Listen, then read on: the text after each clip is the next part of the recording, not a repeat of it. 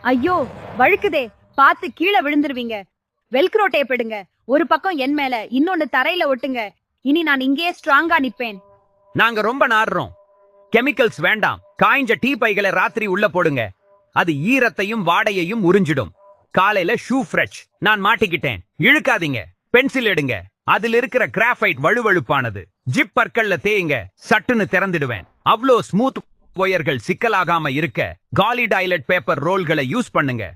ஒவ்வொரு ஒயரையும் தனித்தனி ரோல்ல போடுங்க. சிக்கல் இருக்காது. பார்க்கவும் கச்சிதமா இருக்கும். இனி கஷ்டப்படாதீங்க. காற்று புகாம மூடி இருக்கேன். மூடி ஓரத்துல ஸ்பூனை விட்டு நெம்புங்க. டப்னு சத்தம் வந்தா சீல் பிரிஞ்சிடும். இப்போ ஈஸியா திறக்கலாம்.